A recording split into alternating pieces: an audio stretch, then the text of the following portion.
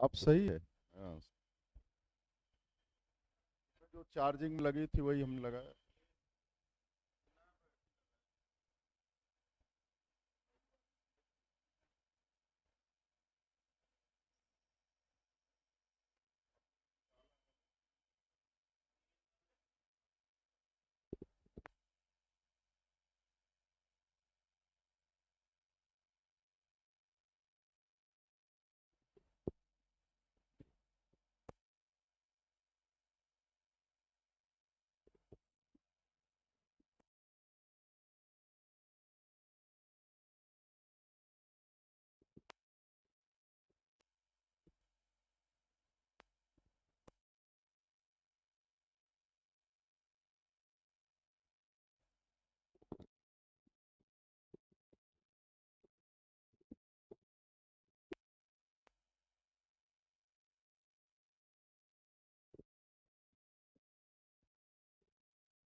आवाज ठीक।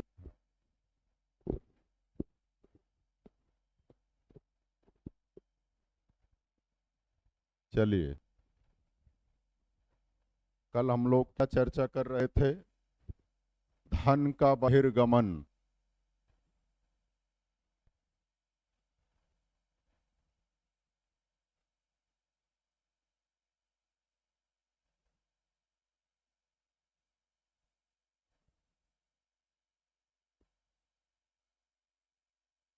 धन के बहिर्गमन के तहत हमने आपको बताया था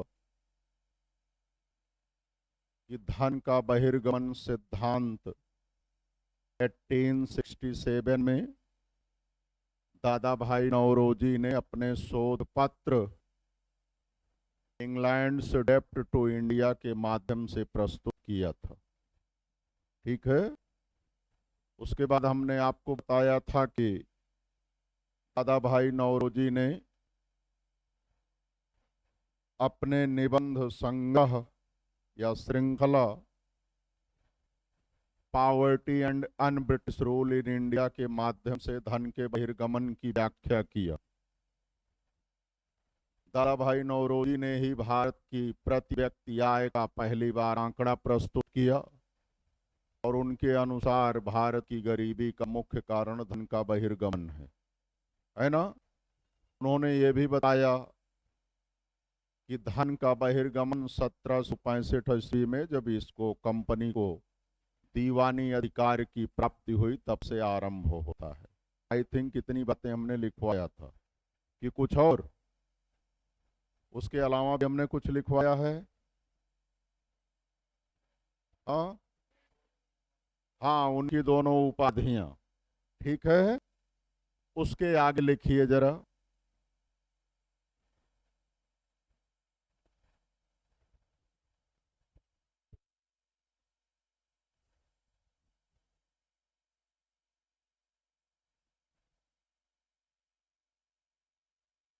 आरसी दत्त की पुस्तक, आरसी दत्त, रमेश चंद्र दत्त की पुस्तक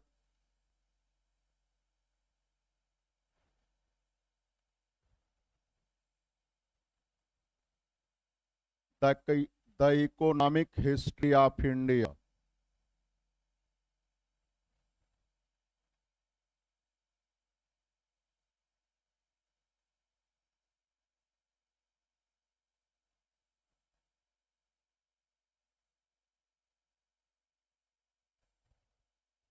the economic history of India को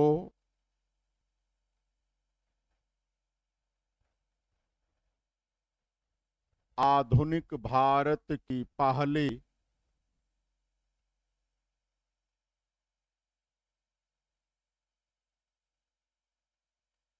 आर्थिक इतिहास की पुस्तक माना जाता है। आर्थिक इतिहास।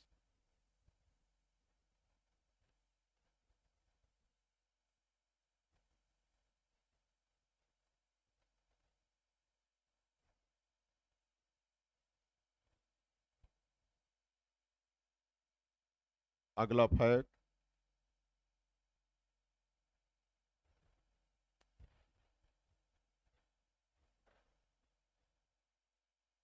ब्रिटिश विद्वान ब्रिटिश विद्वान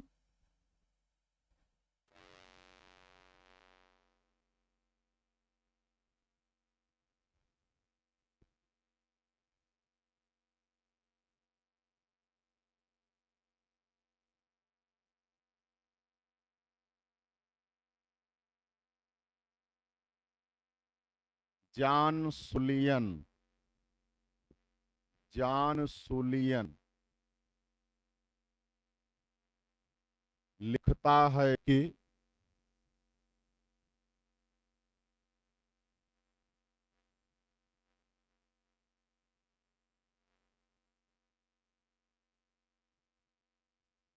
हमारी व्यवस्था, इन्वर्टेड कामा में करिएगा, हमारी व्यवस्था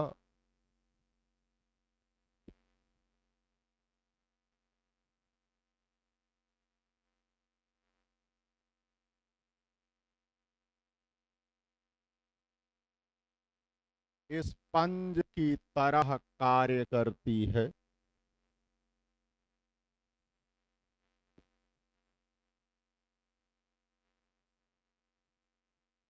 जो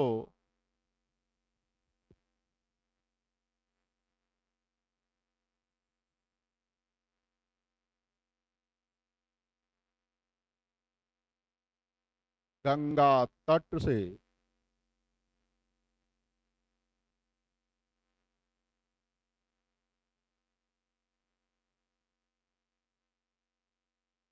सारी अच्छी चीजों को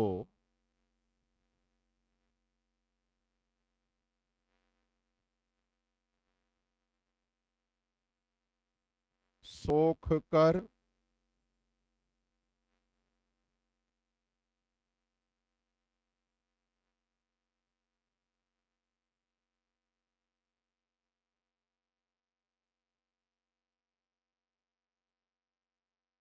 टेम्स नदी के किनारे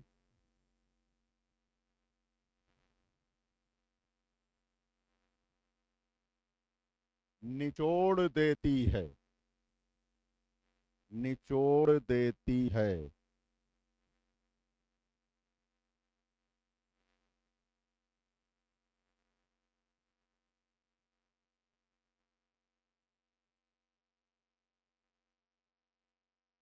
ठीक है, अब आप हेडिंग बनाएंगे,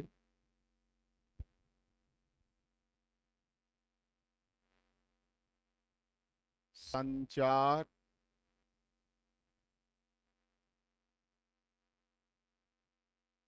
परिवहन तथा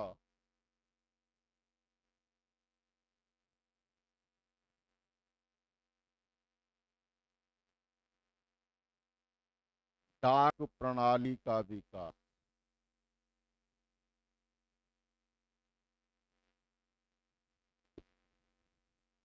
संचार परिवहन तथा डाक प्रणाली का विकास।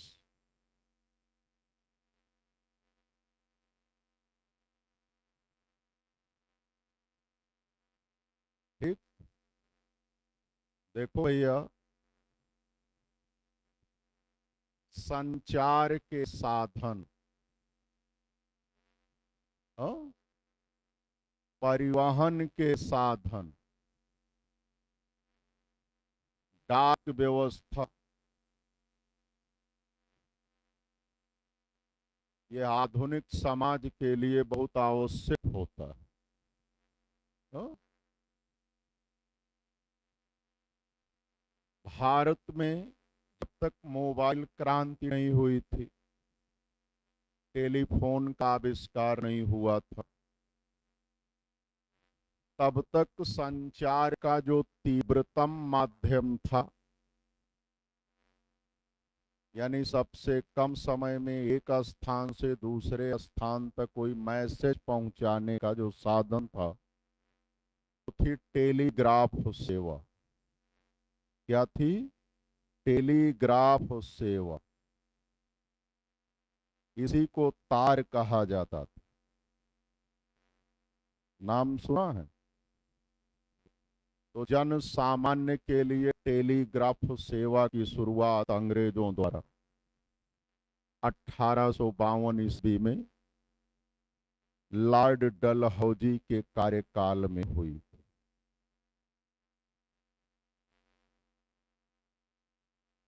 तार आप लोगों ने सुना है, बहुत महंगा होता था। जब कोई इमरजेंसी का मैसेज भेजना होता था तो लोग तार का प्रयोग करते थे। हाँ हाँ, बहुत कम शब्द, क्योंकि शब्द के अनुसार उसका पेमेंट करना होता था। जैसे पहले मोबाइल जब अनलिमिटेड कॉल की फैसिलिटी नहीं थी, महंगा होता था, कॉल रेट ज़्यादा होती थी, तो लोग ऐसा फोन करके काटते थे कि अगले को गरज हो तो करे, क्लियर करे, नहीं तो ना करे। वो अगला भी अगर पैसा बचाने वाला है तो जाने ही दीजिए। आदमी ऐसे देखता रहता था कि 58-59 सेकंड हो ना कि कट से काट दीजिए, चाहे बात पूरी हुई हो चाहे ना हुई हो। लेकिन वो बहुत अच्छा था, इतनी लंबी वार्ता तो नहीं होती थी। अब लोग अपना सारा समय बातों में ही, व्हाट्सएप चैट में, पता नहीं कौन कौन से प्लेटफॉर्म आ गए हैं, उसी में सब सत्यानाश हुआ जा रहा है। लोगों के पास वक्त कहाँ मिल रहा। हाँ, अब तो सारी कहानी फोनों पे हो जाती। तो ये तार बहुत कम शब्दों में आदमी सारी बातें अपनी कह देता था। और सामान्यतः कोई एक्सीडेंटल बात होती थी तो इसका प्रयोग होता था। अगर किसी का तार आ गया और सुनाई पड़ गया तो लोग घबरा जाते थे कि लगा कोई मरा। बिना मरे कोई तार का प्रयोग करता ही नहीं, है ना। पहली टेलीग्राफ लाइन कोलकाता से आगरा के बीच बिछाई गई। ठीक, ऐसे ही परिवहन के साधन के रूप में जब तक रेल का विकास नहीं हुआ, रेलवे, तब तक बैलगाड़ी, इक्का गाड़ी, ठेला गाड़ी, यही स्थल मार्ग के परिवहन के मुख्य साधन थे। जल मार्ग तो शुरू से ही समृद्ध था, नौका चलती थी, नाव के माध्यम से। दरअसल ब्रिटेन भारत पर शासन दो उद्देश्यों से कर रहा। पहला, इंग्लैंड में औद्योगिक क्रांति हो चुकी थी। ब्रिटिश उद्योगों को कच्चे माल की आवश्यकता थी। ब्रिटेन बहुत छोटे क्षेत्रफल वाला देश था। कच्चे माल की आपूर्ति को उपनिवेशों से सुनिश्चित करने के उद्देश्य से उसने साम्राज्य विस्तार किया था। और दूसरा उद्देश्य होता था ब्रिटिश उद्योगों में उत्पादित सामान को बिना किसी रोक टोक के उपनिवेशों में ले जाकर बेचना। दो ही उद्देश्य था। अब पहला उद्देश्य, भारत से कच्चा माल यानी प्राकृतिक संसाधन जो लूट कर औने पौने दाम में ब्रिटिश ईस्ट इंडिया कंपनी खरीद कर इंग्लैंड भेजती थी। अब जरा सोचिए कि सूती वस्त्र उद्योग ब्रिटेन में ढेर सारा था। कंपनी कोशिश करती थी कि भारतीय किसानों से कपास की खेती करवाई जाए। अब अगर कपास की गांठें मध्य प्रदेश से बैलगाड़ी पर लाद कर बंदरगाह तक पहुंचाना हो, गुजरात के बंदरगाहों तक, तो कई महीने में पहुंचेगी। और बैल पहुंचेगा कि नहीं पहुंचेगा ये भी तो प्रश्न है। हो सकता है रास्ते में ही मर जाए। और कितनी अधिक लागत आएगी। तो भारत के कोने कोने से एकत्र कच्चे माल को कम समय में कम लागत में बंदरगाहों तक पहुंचाने के उद्देश्य से अंग्रेजों ने भारत में रेल लाइन बिछाने की शुरुआत की। प्रथम रेल लाइन 1853 ईस्वी में मुंबई से थाने के बीच बिछाई गई थी। रेल लाइन बिछाने के लिए धन की आवश्यकता थी। भारतीय अर्थव्यवस्था इसको अलाउ नहीं करती थी कि रेल लाइन बिछाई जा सके, और भारतीयों को रेल लाइन बिछाने की कोई आवश्यकता भी नहीं थी। भारत में कोई ऐसा उद्योग तो था नहीं कि जिसके लिए ट्रेन की आवश्यकता हो, मालगाड़ी की जरूरत हो। जरूरत अंग्रेजों की थी, फिर भी उन्होंने भारत के नाम पर कर्ज लेकर, और वो भी कर्ज लिया ब्रिटिश पूंजीपतियों से, भारत में रेल लाइन बिछाने की शुरुआत की। भारत के लोगों ने इस कर्ज का विरोध किया, जिनमें से प्रमुख थे बाल गंगाधर तिलक। बाल गंगाधर तिलक का कहना था कि भारत को रेलवे की कोई आवश्यकता नहीं है, हमारे पास धन नहीं है, हमारे यहाँ कोई औद्योगिकरण नहीं है, तो हम क्या करेंगे, और अगर आवश्यकता भी होती, धनाभाव के कारण हम ऐसा नहीं कर सकते। फिर भी जबरदस्ती भारत को कर्ज दिया गया, उस पर मिनिमम 5% वार्षिक ब्याज की गारंटी ली गई थी, और भारत पर एक बड़ी धनराशि कर्ज के रूप में थोपी गई। इसीलिए तो बाल गंगाधर तिलक ने भारत में रेल लाइन बिछाए जाने के नाम पर जो कर्ज चढ़ा था, उसकी तुलना जानते हैं क्या करते हुए कहा? उन्होंने कहा, ये कर्ज और ये खर्च वैसा ही है, कैसे? जैसे कोई पराया पुरुष किसी पराई स्त्री के सौंदर्य प्रसाधन का खर्च उठाए,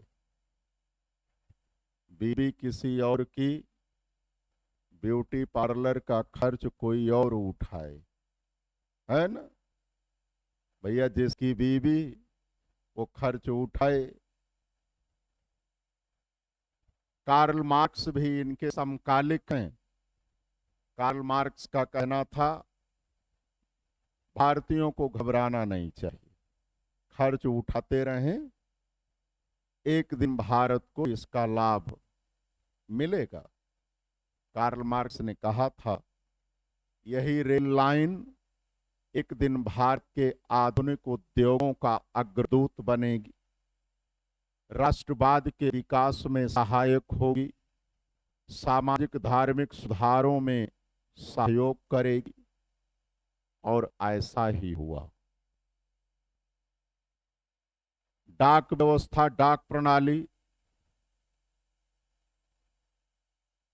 भारत में डाक प्रणाली तो सनातन से थी, लेकिन जन सामान्य के लिए नहीं थी, राजाओं महाराजाओं के लिए थी।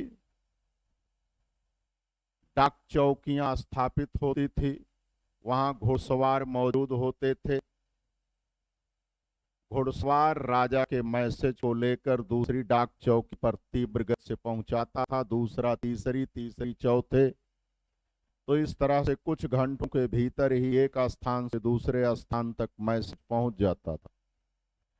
लेकिन अगर जन सामान्य को अपना कोई संदेश अपनों के पास भेजना हो, तो कोई साधन नहीं था सिवाय इसके कि कोई एक व्यक्ति उस संदेश को लेकर उस स्थान तक जाए, है ना?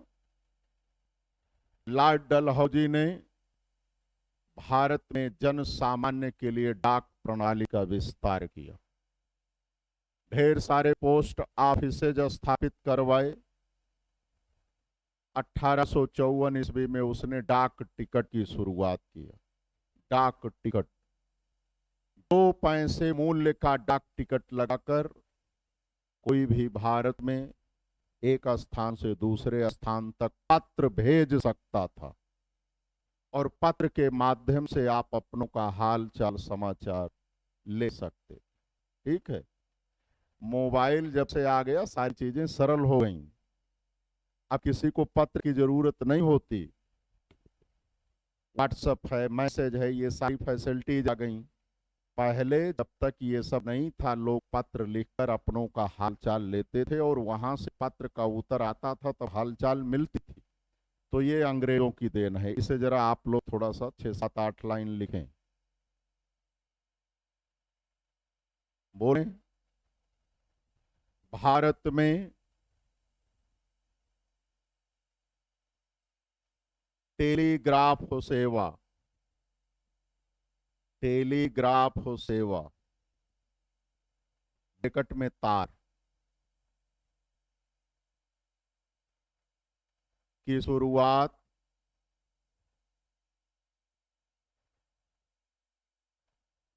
लॉर्ड डलहौजी के कार्यकाल में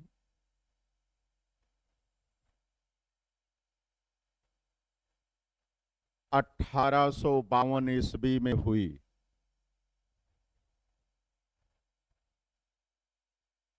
1852 ईस्वी में हुई। अगला फैक्ट, प्रथम टेलीग्राफ लाइन, प्रथम टेलीग्राफ लाइन कोलकाता से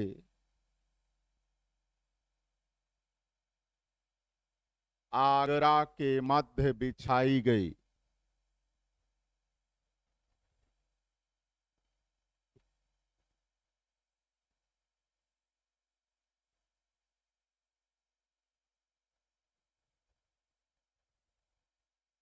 अगला फैक्ट, भारत में प्रथम रेल लाइन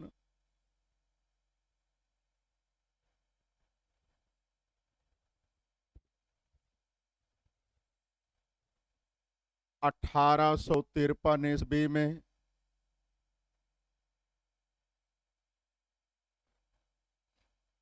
लॉर्ड डलहौजी के कार्यकाल में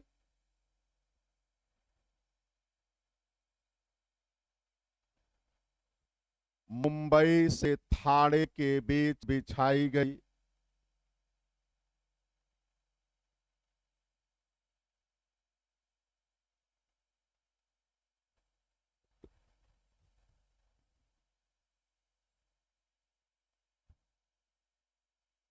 अगला फैक्ट, मुंबई से थाने के बीच बिछाई गई। अगला फैक्ट, रेल लाइन बिछाने का मुख्य उद्देश्य,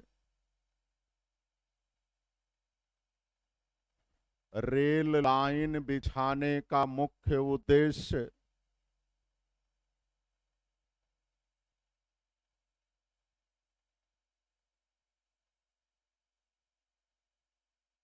भारत के कोने कोने से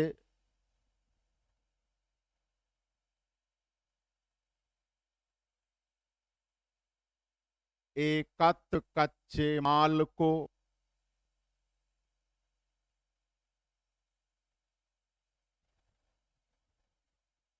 कम समय में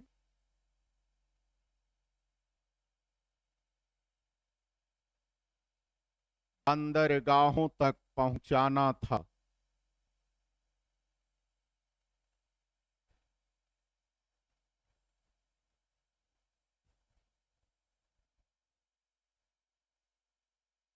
अगला फैक्ट, रेल लाइन बिछाने के लिए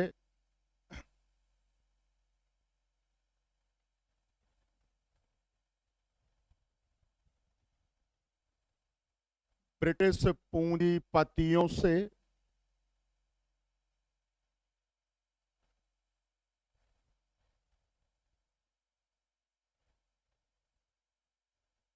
%5 वार्षिक ब्याज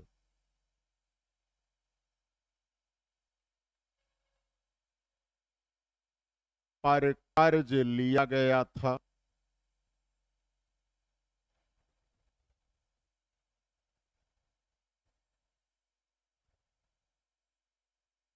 अगला फैक्ट,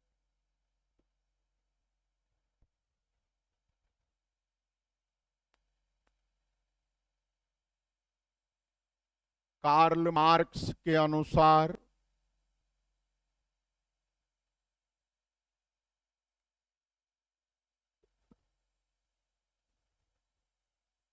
कार्ल मार्क्स के अनुसार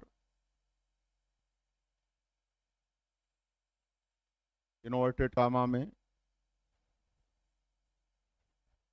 रेल व्यवस्था ही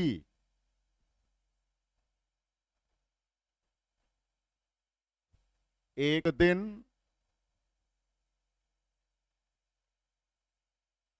भारत के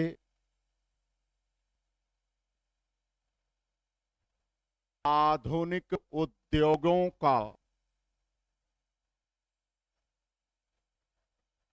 अग्रदूत बनेगी।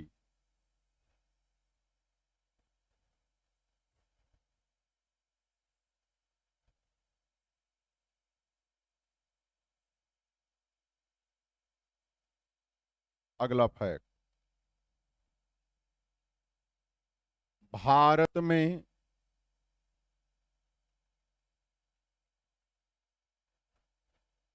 जन सामान्य के लिए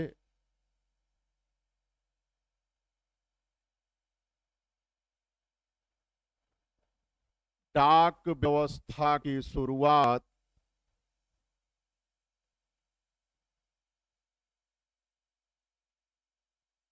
लॉर्ड डलहौजी ने की।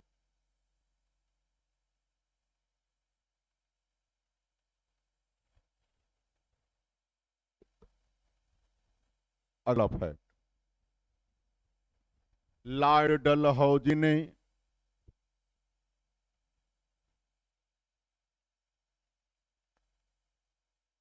1854 ईस्वी में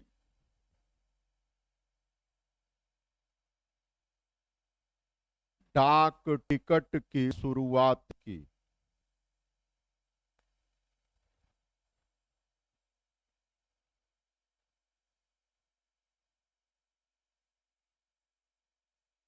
दो पैसे मूल्य का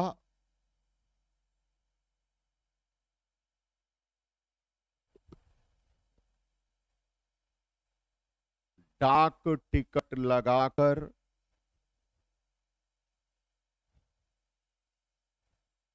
भारत में एक स्थान से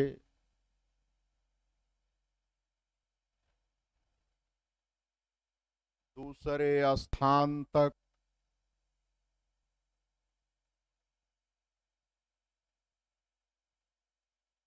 पत्र भेजा जा सकता था।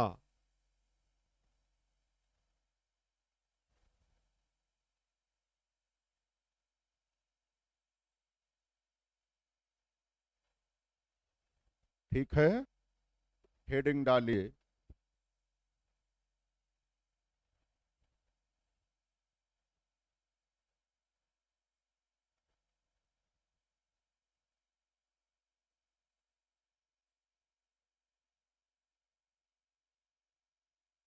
सहायक संधि प्रणाली।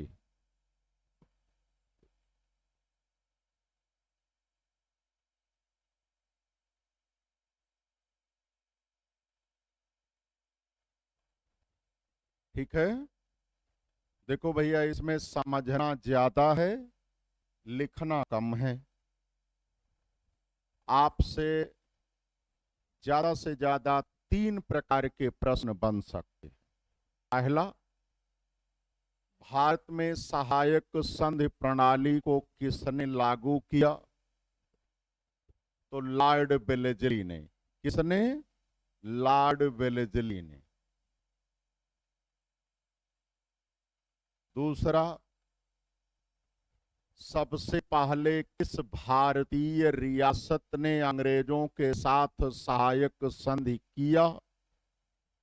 तो हैदराबाद रियासत ने। किसने? हैदराबाद रियासत ने। और हो सकता है कि कोई 2-4 रियासत का नाम दे, बहुत टफ अगर करना चाहे,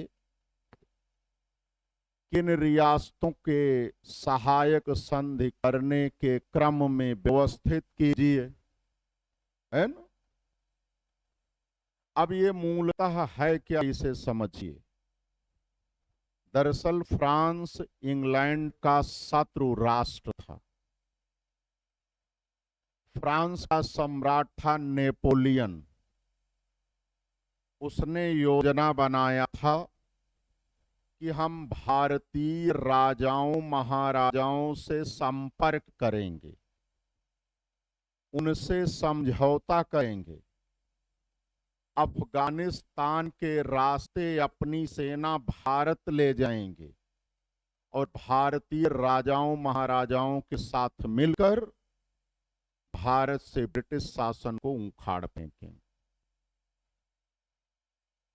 तो ब्रिटिश ईस्ट इंडिया कंपनी को, अंग्रेजों को इस बात का डर लग रहा था कि कहीं नेपोलियन अपनी योजना को क्रियान्वित ना कर दे, तो उससे बचने के लिए, और विशेष करके वह तो एक बहाना मात्र था, भारतीय रियासतों को ब्रिटिश राजनीतिक परिधि के भीतर लाने के लिए वो सहायक संधि का मसौदा लेकर आया। लॉर्ड डलहौजी का सीधा सा कहना था, सीधा सा फरमान था कि भारत में वह रियासतें जो हमें अपना मित्र समझती हैं, हमारे साथ सहायक संधि करें, और जो हमें अपना शत्रु समझती हैं वह सहायक संधि ना करें। 1798 ईस्वी में भारत में कोई ऐसी रियासत नहीं थी जो यह कहती कि हम आपके शत्रु हैं, तो मजबूरन सहायक संधि स्वीकार करना पड़ा। सहायक महत्वपूर्ण नहीं है, समझ लीजिए। अगर कोई भारतीय रियासत हमारे साथ सहायक संधि करती है तो उस रियासत के विदेश मामले हम देखेंगे, है ना। दूसरा, बिना हमारी अनुमति के आप किसी विदेशी नागरिक को अपनी सेवा में नहीं रख सकते। तीसरा, आपकी सेना भंग कर दी जाएगी। चौथा, आपके राज्य की सुरक्षा के लिए आपके राज्य के भीतर एक ब्रिटिश सेना रखी जाएगी। उस सेना का खर्च प्रतिवर्ष आप अदा करेंगे। यदि आप चाहें तो प्रतिवर्ष वह खर्च नगद रूप में अदा करिए। यदि नगद अदा नहीं कर सकते तो अपने राज्य का एक हिस्सा हमें दे दीजिए। वहां से जो वार्षिक आय प्राप्त होगी उससे हम सेना का किराया निकाल लेंगे। हाँ?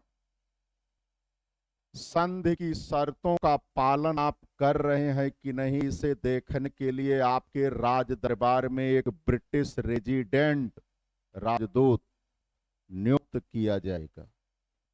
हाँ? इतना सबके बदले हम आपके राज्य की सभी प्रकार के शत्रुओं से सुरक्षा की गारंटी लेते हैं। यह है सहायक संधि। कुछ बचा क्या? हाँ, कुछ बचा? तो जो महत्वपूर्ण है उतना लिख के आगे बढ़िए। बोलें। भारत में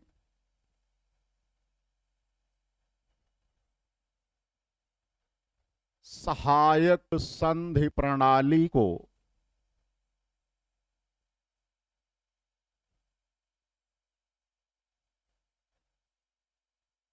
लागू करने वाला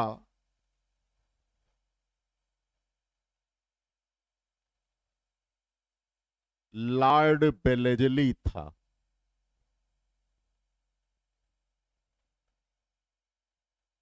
लॉर्ड बेलेजली था। अगला फैक्ट, सर्वप्रथम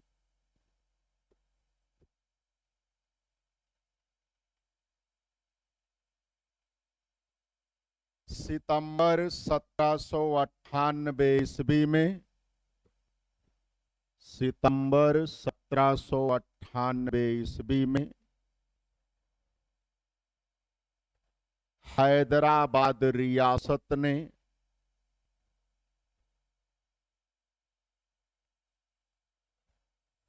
अंग्रेजों के साथ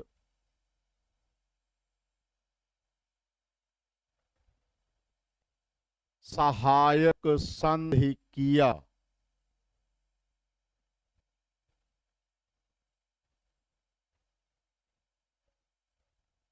अगला फैक्ट, 1799 ईस्वी में, 1799 ईस्वी में मैसूर, मैसूर लिख लेंगे,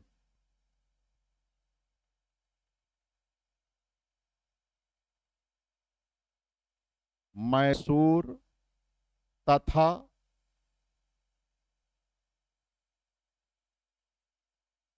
तंजौर रियासत ने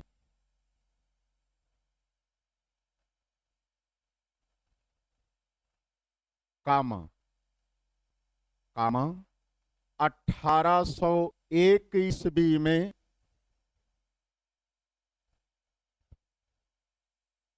अवध रियासत, अवध रियासत तथा मराठा पेशवा ने, मराठा पेशवा लिख लेंगे, मराठा पेशवा ने अंग्रेजों के साथ सहायक संधि किया, सहायक संधि किया।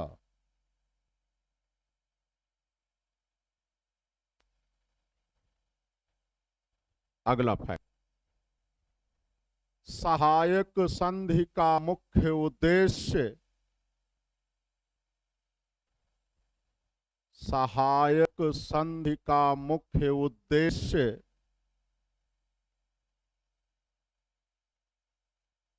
भारतीय रियासतों को, भारतीय रियासतों को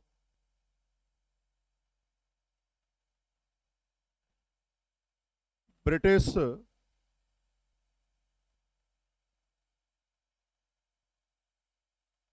राजनीतिक परिधि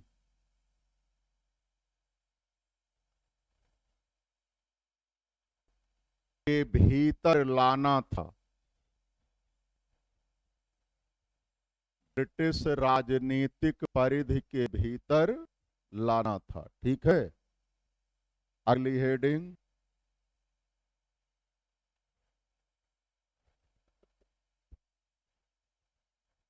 हेडिंग थोड़ा बड़ी है,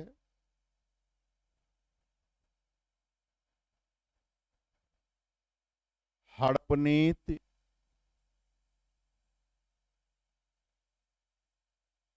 व्यपगत सिद्धांत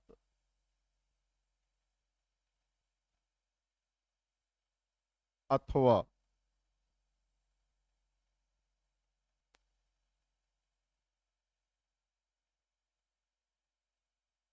डॉक्ट्रिन ऑफ लैप्स।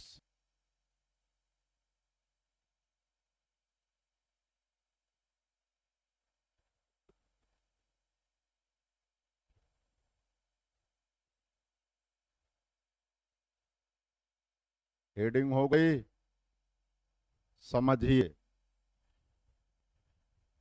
इसको भी समझना अधिक है, लिखना कम है। व्यपगत सिद्धांत हिंदी भाषा का शब्द है, डॉक्ट्रिन ऑफ लैप्स अंग्रेजी भाषा का शब्द है। हड़प नीति देसी भाषा का शब्द है, देसी, देहाती। तीनों का मतलब एक है। व्यपगत सिद्धांत कहता है जो आपको अधिकार दे सकता है वह आपसे अधिकार छीन भी सकता है। भारत में हड़प नीति को लागू करने वाला लॉर्ड डलहौजी है। वह बहुत बड़ा साम्राज्यवादी था। वो किसी न किसी बहाने से भारतीय रियासतों को ब्रिटिश साम्राज्य में शामिल कर लेना चाहता था। इसी उद्देश्य को लेकर वह व्यपगत सिद्धांत को लागू किया और इस सिद्धांत के आधार पर भारत की कई रियासतों को ब्रिटिश साम्राज्य में शामिल कर लिया। यह सिद्धांत कैसे लागू हुआ, कैसे कार्य किया? दरअसल अंग्रेजों ने जब भारत विजय किया तो सामान्यतः उन रियासतों को ब्रिटिश साम्राज्य में शामिल नहीं किया। वहां के राजाओं को या किसी दूसरे राजा को वहां का शासक नियुक्त किया और कहा था, उनके साथ समझौता किया था, जब तक आप हमारे प्रति वफादार बने रहेंगे, पीढ़ी दर पीढ़ी आपके वंशज इस रियासत पर शासन करते रहेंगे। क्या शर्त थी? जब तक आप हमारे प्रति वफादार बने रहेंगे तब तक आप और आपके वंशज पीढ़ी दर पीढ़ी इस रियासत पर शासन करते रहेंगे। भारत में गोद प्रथा प्रचलित थी। गोद प्रथा, अगर कोई संतान विहीन होता था तो किसी बेबी को एडॉप्ट कर लेता था और वह एडॉप्ट की गई संतान वैध उत्तराधिकारी मानी जाती थी। आज भी मानी जाती है, पूरी दुनिया में मान्यता है। लॉर्ड डलहौजी ने इसी पॉइंट को उठाया। ऐसी रियासतें जो अंग्रेजों की अधीनता में थीं, अगर कोई राजा संतान विहीन था और उसने गोद लिया तो लॉर्ड डलहौजी ने तुरंत क्वेश्चन मार्क उठाया। उसने कहा, यह आपका ओरिजिनल वंशज नहीं है, यह डुप्लीकेट है। आप मुझे धोखा नहीं दे सकते। हमने आपके साथ एग्रीमेंट किया था कि आप और आपके वंशज, आपका वंश आपके साथ ही समाप्त। ये डुप्लीकेट है ना? और अब हम ये मानकर चल रहे हैं कि यह रियासत उत्तराधिकारी विहीन हो चुकी है, तो इस रियासत का ब्रिटिश साम्राज्य में विलय कर लिया गया। बतिया समझ में आई? तो 5 मिनट लगेगा, इसे हम लिखवा के ही क्लास ओवर करेंगे, क्योंकि हमें पता है सर अभी 15-20 मिनट तक क्लास लेने वाले नहीं हैं। चलो लिखो जरा। भारत में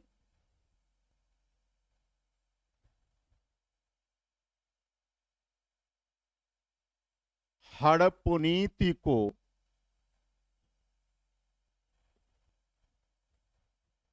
लागू करने वाला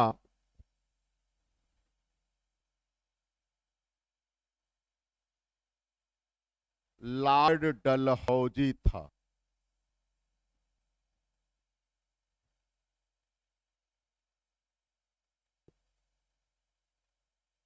अगला फैक्ट,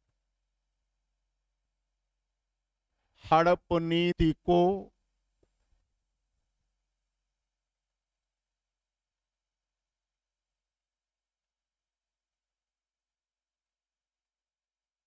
शांतिपूर्ण विलय की नीति भी कहा जाता है। शांतिपूर्ण विलय की नीति भी कहा जाता है।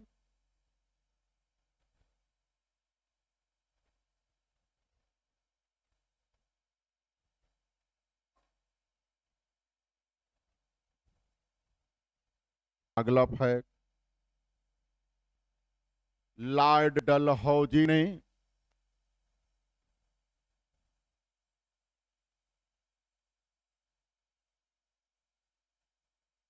गोद प्रथा को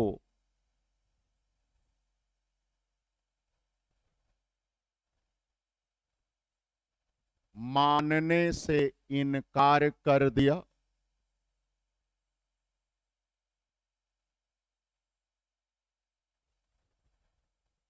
तथा कई भारतीय रियासतों को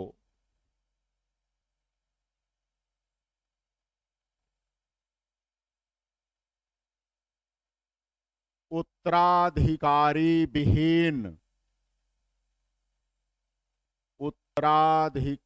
विहीन घोषित करके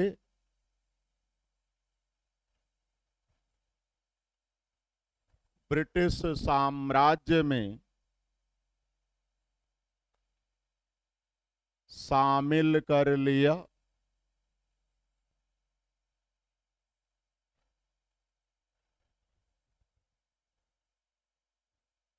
जैसे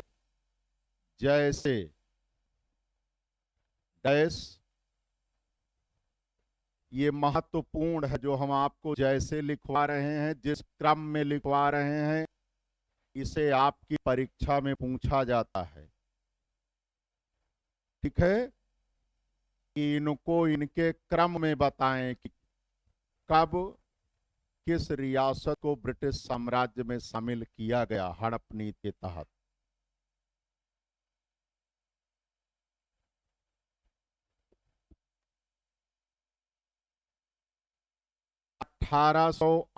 ईस्वी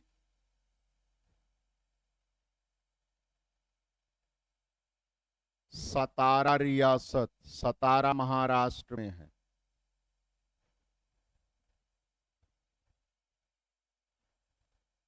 1849 ईस्वी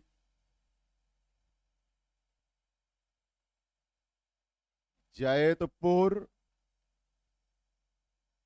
तथा संभलपुर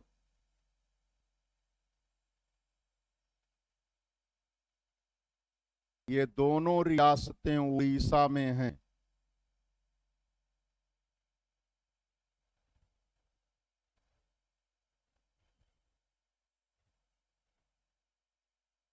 (1850) ईस्वी बघाट रियासत, बघाट ये हिमाचल प्रदेश में है।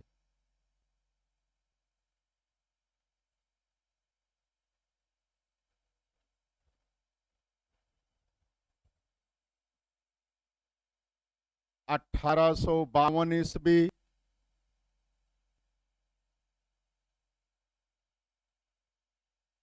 उदयपुर नहीं, ये झारखंड में है।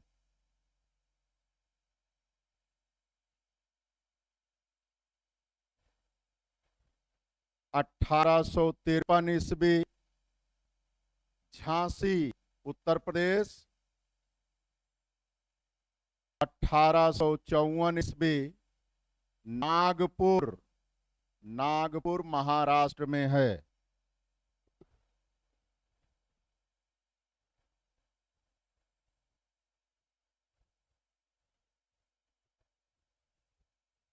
कॉपी कर लिए आप लोग? इतना ही आज लिखवाना था। अभी इस टॉपिक में अवध राज्य का विलय बाकी है, वो किस बिहाफ पर किया गया उस पर चर्चा हम लोग कल करेंगे, फिर ये टॉपिक समाप्त हो जाएगा। चलिए, थैंक यू।